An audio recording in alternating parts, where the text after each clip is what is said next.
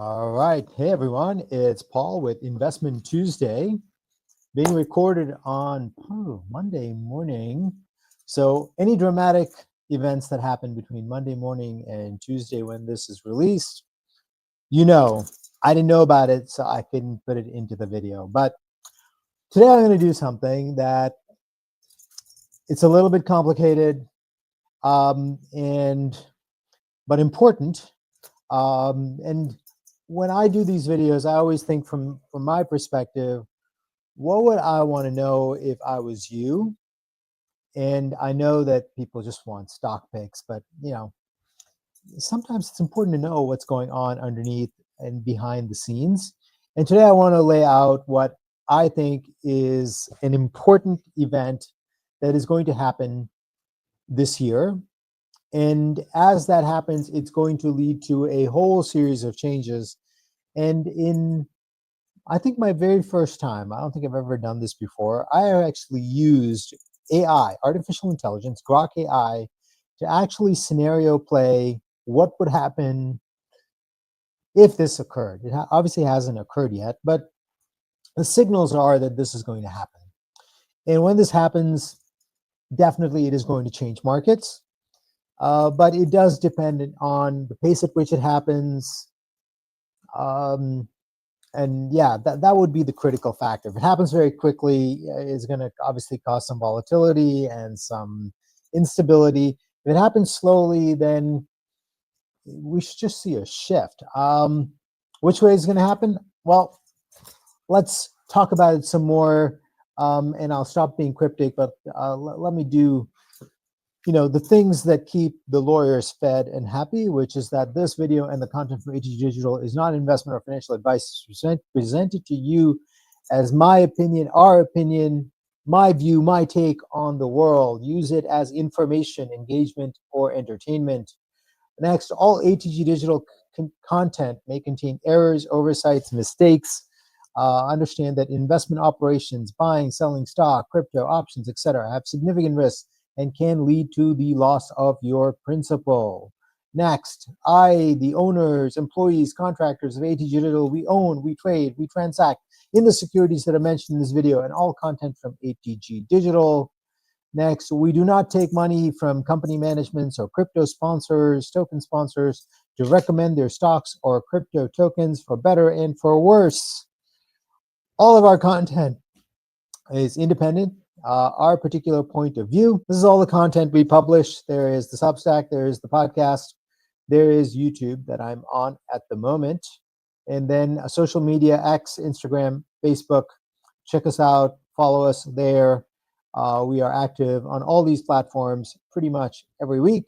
Finally, if you are looking for subscriptions to get ideas, to get updates, to get information along the lines of what you see for free on YouTube, with more detail, with follow-up, with not just buys, but when we sell things, atgdigital.media is where you can go to get all of that. All right.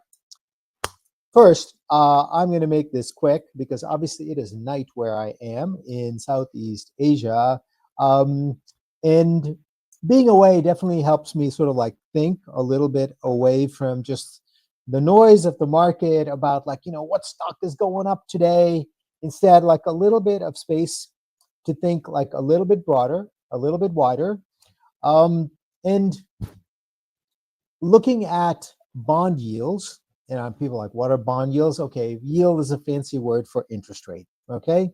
Looking at bond interest rates, it's pretty clear that there is something going on, right? I mean, I've talked about this in previous YouTube videos, and for many people, it's going to be like, this is too technical. Just give me a stock pick. I don't really care.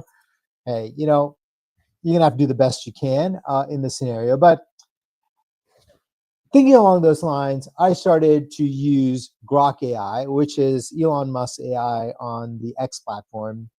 And I was like, I can see that the 30-year bond just made a new 5-year high. So it's just a bit above 5%. And that's a bit of a surprise and a shock. Like nobody really was expecting that to happen, right? And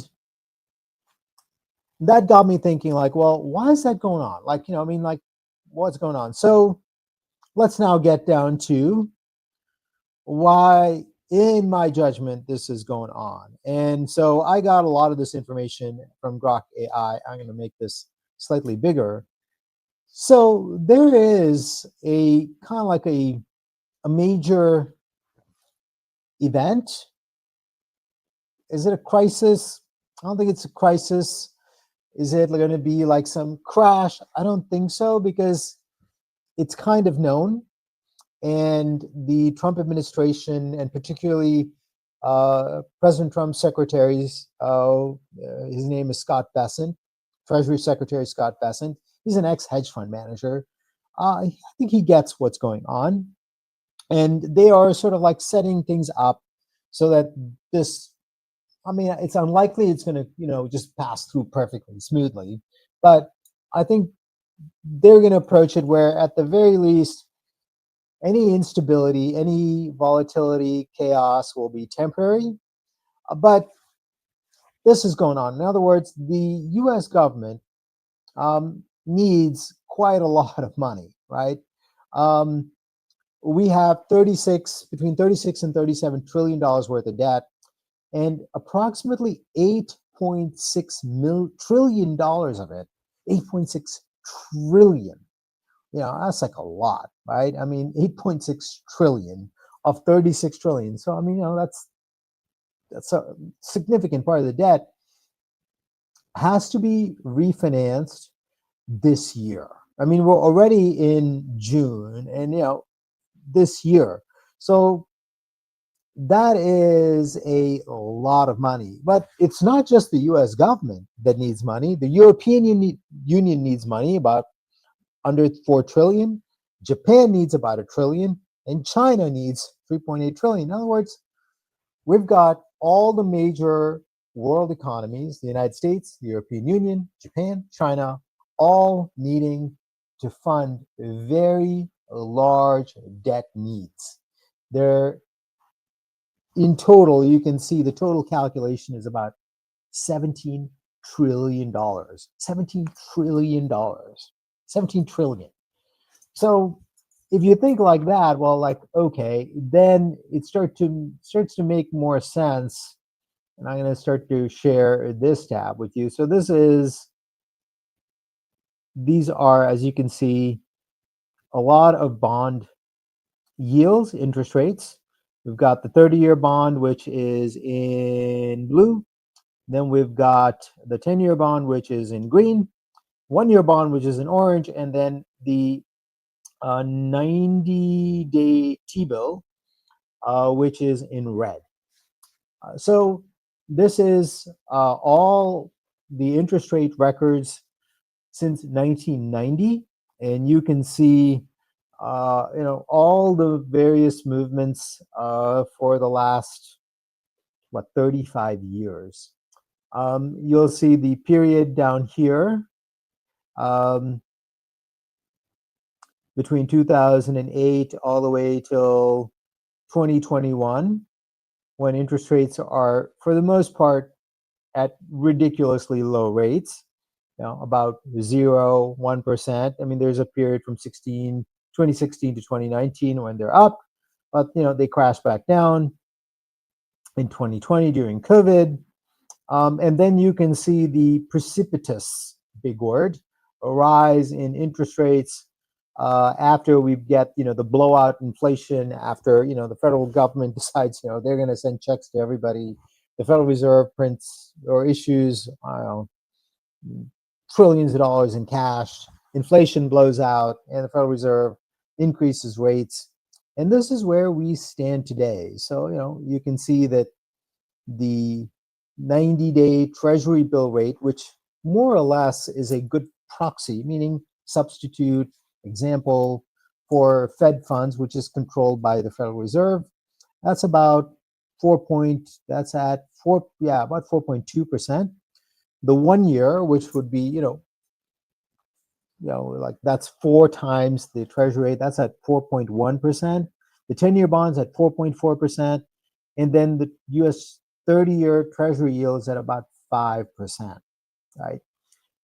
So, what's been going on recently? Well, I mean, post Liberation Day, there was the big surprise was not necessarily what happened with the stock markets. I mean, stock markets were at all-time highs. People were incredibly optimistic going into the Trump administration, expecting all markets to surge higher, rocket higher, everything to rip, as they say.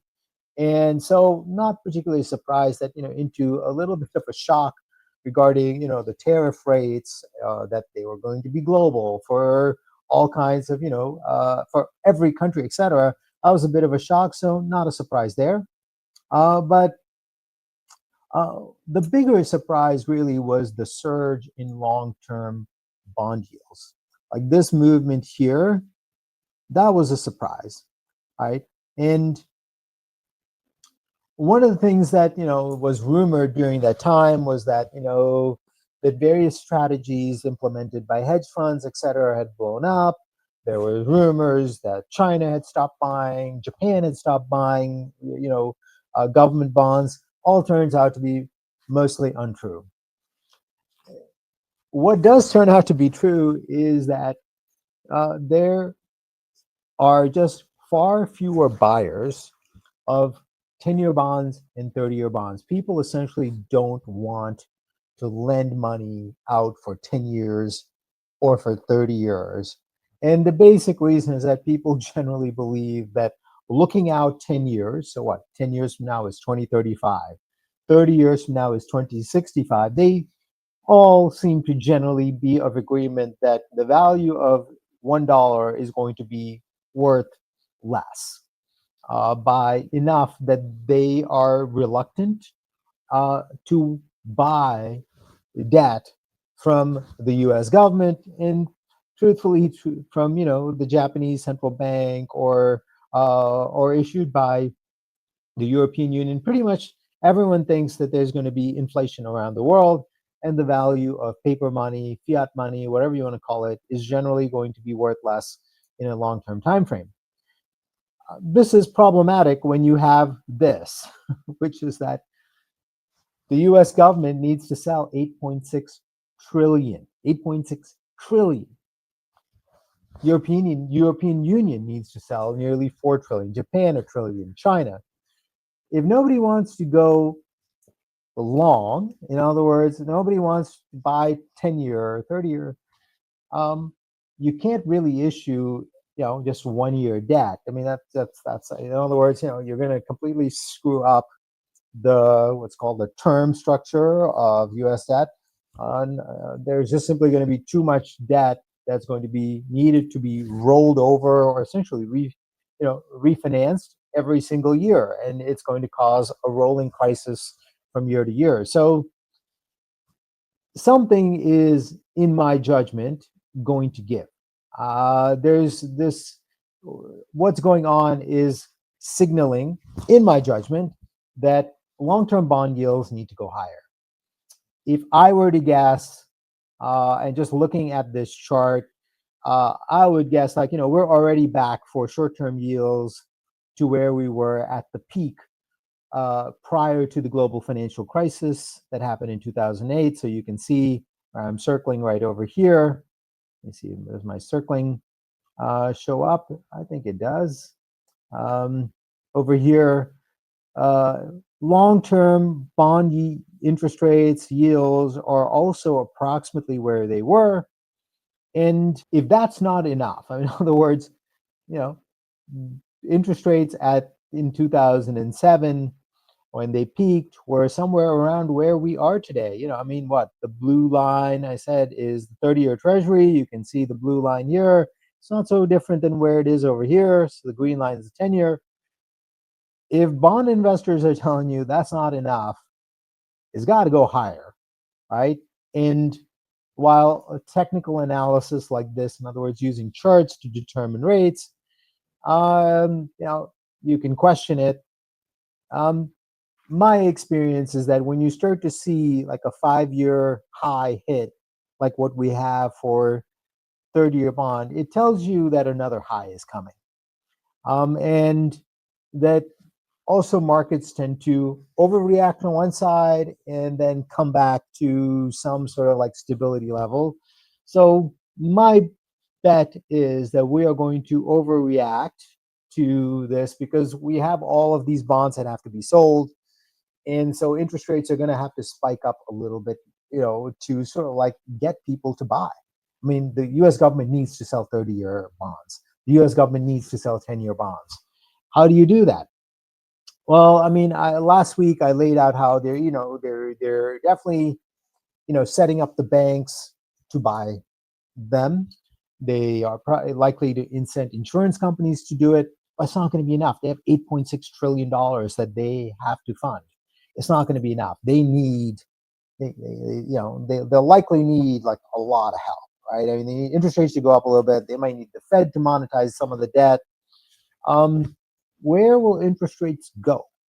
Well, this chart points to very, nice round numbers, something like 6.5% for the 30-year bond, something in that range. And if that were to happen, let's say the 10-year bond goes to something like maybe 5.5, 6%.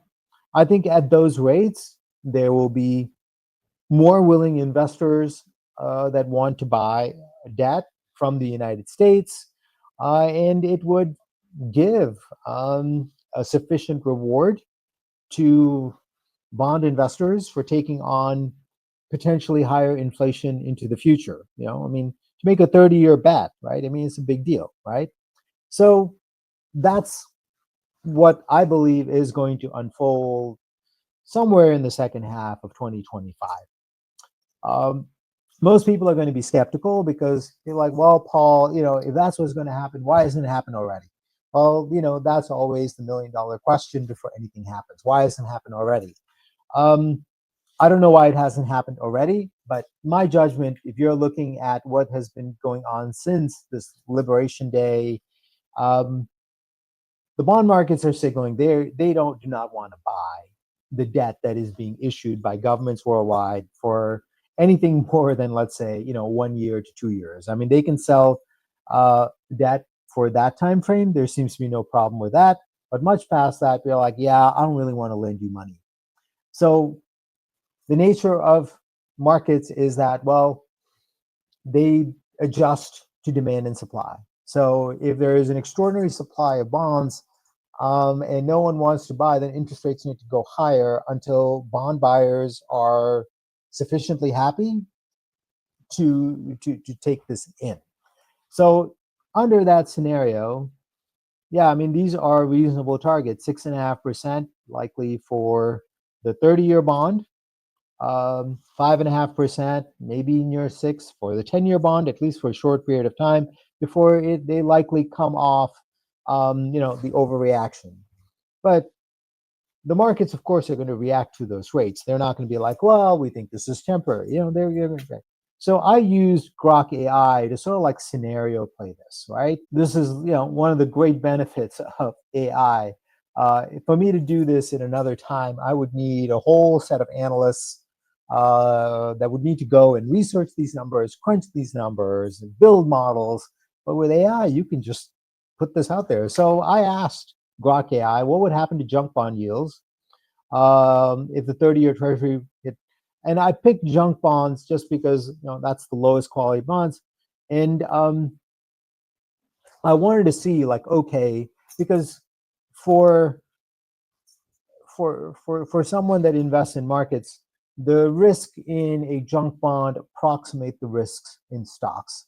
That's not perfect analogy, but I think it's a reasonable way to think about this. And it is interesting that what Grok AI says, which is that in the scenario that I laid out, junk bond yields would likely need to rise to 9.5 to 12% from where they are today. Yeah, so they are at 7.2 to 7.4% today. That is a big shift. I mean, even if it's half that, if it's even 3% or 2.5%, you would see some serious, the jargon would be market dislocation in the bond market. it would matter a great deal. And remember, we are coming off a 15-year period when interest rates were incredibly low, right? Near zero. There are a lot of companies that loaded up on bonds at very low rates. A lot of that comes due in 2025 and in 2026. This would not be a happy occurrence for them, right? So that will definitely cause some instability in corporate bond markets, junk bond markets, right? Um, and I use Grok AI to kind of like come through, and it says I mean like the estimated impact if junk bond yields rose precipitously, and it would be a precipitous rise. And remember, like junk bond prices are at all-time highs. I mean, I can put up an ETF of junk bond yields, and they're at all-time highs. So people are not expecting anything like this to happen, right? Um, that's one thing that's going on. And then I scenario played with Grok to say, like, well, what kind of stocks would benefit from a steepening yield curve? Because in the scenario that we're talking about, short-term interest rates would actually go down as people anticipated, as that this kind of like jump in long-term interest rates is going to obviously cause dislocation among highly indebted companies, companies with poor cash flow, companies with insufficient cash flow, and that would then, drive short-term interest rates lower. The Federal Reserve likely would, need to cut interest rates. So you would have a very steep yield curve, which then in turn would actually stimulate tremendous economic growth. Now, what's the time frame in which all this plays out? Well, I mean, we got to take things one step at a time, right? So, I mean, I'm obviously making a prediction, and I know that people will troll me, Paul. You're always making these dumb predictions. Hey, you don't like what I'm saying? Change the channel, right? I mean, move on to somebody else. That's fine with me. But the first is that we've got a scenario where governments around the world need a ton of money, right? And interest rates are just sufficiently not high enough, right, to make people want to buy their debt. So has to be some market reaction to it. And we can already know that this is likely because we know that 10-year bonds aren't really selling very well. We know that 30-year bonds are not selling very well. There's going to be a market reaction. How extreme will it be? Will it be as high as I imagine? I don't really know. Maybe it's less extreme. Maybe it's more extreme. They're both possible.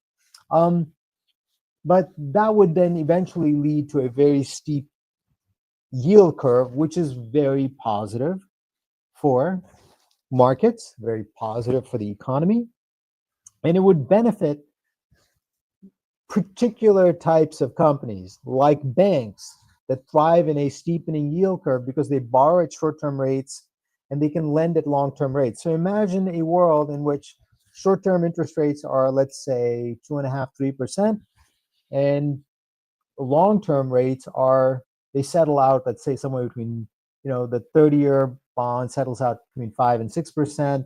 The 10-year bond settles out at somewhere near 5%. You're borrowing at 2 and you're lending at 5.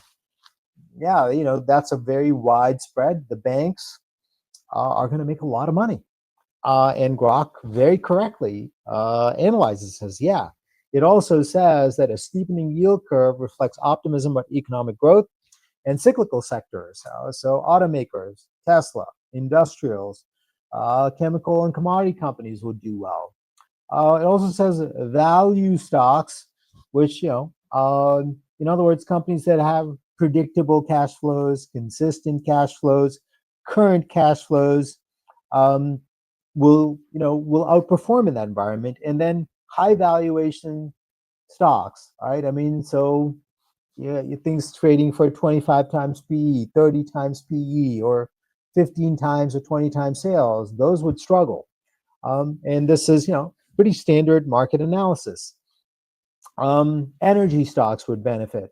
Why? Because a steepening yield curve indicates that that people have believe that inflation expectations are going to keep rising, and energy is a critical component of any inflation index.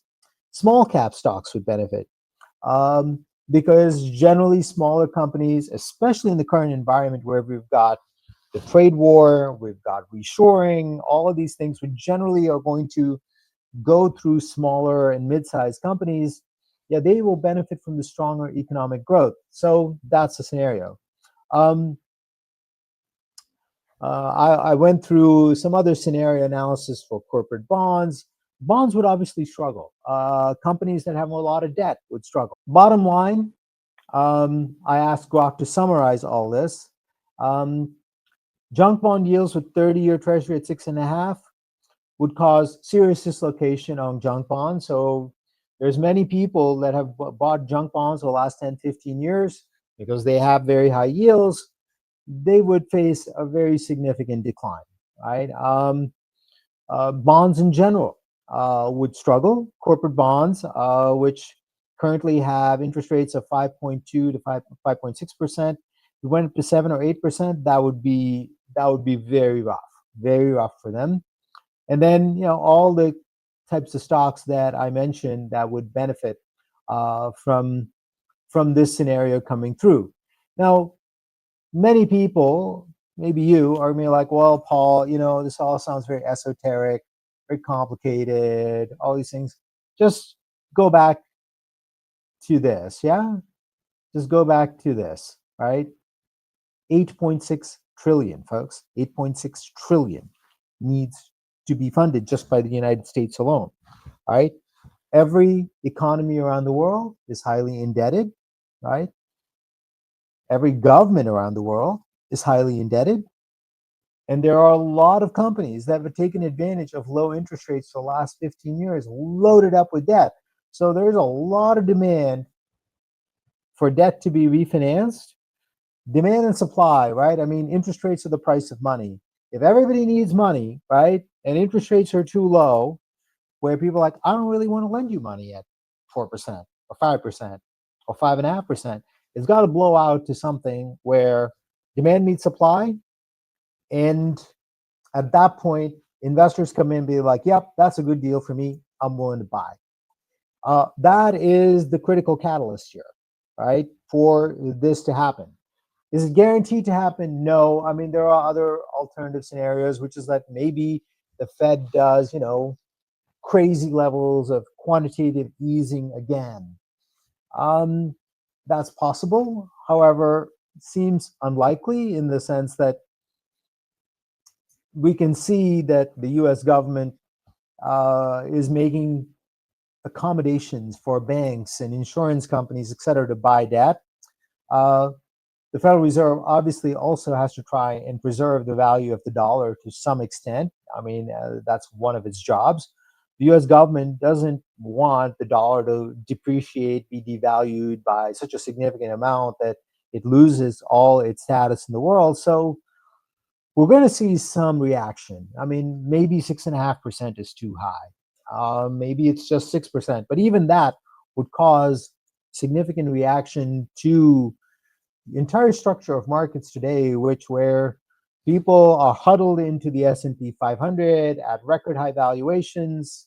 Same is true for many of the Mag 6. Tesla I'll throw out because it hasn't really participated in that Mag 6 rally. But all these highly valued stocks with very high PEs, etc., they would all struggle in this scenario. So that's the macro setup for what I believe is setting up to unfold in the next. I will say, I mean, we know there's going to have to, happen in the next 6 months. Why? Well, because we can see the funding needs. I mean, it's all of these bonds have to get sold by year end, right? I mean, all these governments need that money. So we have a lot of bonds that need to be issued, and then we've got governments that need to compete with each other to capture global investor interest. And given the size of this, it's doubtful that I mean, I believe that if government simply allowed markets to work purely, we might see a blowout to 7 or 8 or 9%. They're never going to let that happen. So I mean, there's going to be some level of monetization of the debt. And I shared this on X, which is that in this scenario, just given relative and absolute, I mean, gold goes up, Bitcoin goes up, long-term interest rates go up. Japan, which has a um, uh, a currency that has been devalued against the dollar for a long time, gets revalued against the dollar. The euro also recently hit a low, it gets revalued. That pushes Japanese stocks up, European stocks up, US stocks, which are dominated by these very large tech companies. They would be range bound to potentially down, and then long-term bonds, would go lower. So that's the scenario that I believe is setting up. And what would you buy here? I mean, small cap. If you want an ETF, you would maybe go into small cap. Here's an example of a small cap stock. Remember, I mean, it's a $1.44 billion company. This is companies in genetics. If you look at the 1 year chart, you can see that investors have been bidding this up. They've got, let's look at the growth here. Their growth profile has just begun. They're in healthcare, so 22%, but their last quarter was 25%. This is a company that is seeing healthy growth. Companies like this, Adaptive, which is in genetics, these are the kinds of companies that have the potential to see a bid up. Now, don't run into this company. It is making 52-week highs, which is good, but there is this gap up, which often gets filled. So chill out and don't rush in there. Don't go all in, especially since a stock that's under $10. Just understand the broader point of what I'm trying to make, which is that we've got a scenario setting up because of the amount of bonds that governments around the world need to sell to investors. There's not enough demand for them. So they got to find a way to keep interest rates at reasonable levels so they don't blow up their entire economies, but yet they got to sell the bonds. So what's a reasonable range within which interest rates can move where they won't crush markets, they won't crush economies, but they can still get those bonds sold? It's probably 1.5% higher than where things are. That's probably like the outer bound, which would allow things to sort of like reset. There would be some chaos, there would be some instability, there would definitely be some volatility. But post that, we would actually be in a very positive environment for certain kinds of investments that benefit from a very steep yield curve. Using Grok, I laid out what these are, um, which is that stocks that benefit from a steepening yield curve: financials, energy, cyclicals, value stocks, small cap. If you are a subscriber of ATG Digital, you know we have been positioning ourselves into these types of stocks over this year, because we've so like been thinking like this scenario is setting up to play out, and obviously, I am going to wish that it plays out a little bit slowly. That way, the amount of volatility and instability is not great. It's possible that it happens like that. Maybe it happens around the deadline for these trade deals, which is July 8th and August 14th. Maybe it arrives in the traditional period for chaos and instability, which is October and November. Often like this is like the months, like if you go back in time, these are often when like these like financial events tend to happen. I mean, no one can guarantee the future perfectly. You can just like look a little bit at the past, look at what the facts and the evidence and the research are pointing to, and say, here's some scenarios that can happen, and how they might happen. But for sure, something is setting up to happen. Gold is signaling that. Bitcoin is signaling that. Um, I've been watching the 52-week high list. We've been seeing new highs for banks, new highs for insurance companies, new highs for gold companies. So lots of things are pointing to this unfolding. And if you're looking for ideas that can benefit from this scenario, I want to check out atgdigital.media. We got a lot of ideas across all of these sort of like areas where, at the very least, if markets are unstable, chaotic, volatile, we'll still do better than the S&P 500, the Nasdaq 100. If it's a slow movement, then we actually will start to see a lot of buyers come in and start to bid the stocks that we already put into the portfolio higher. So that's the investment Tuesday that I have for you. A macro restructuring of debt markets leading to changes in asset markets across the board. One set of stocks that benefit from a steep yield curve would benefit. Other stocks that are highly valued that would not benefit. And if you want to check them out, hgdigital.media. All right. Thank you all for watching. This is Paul saying thank you and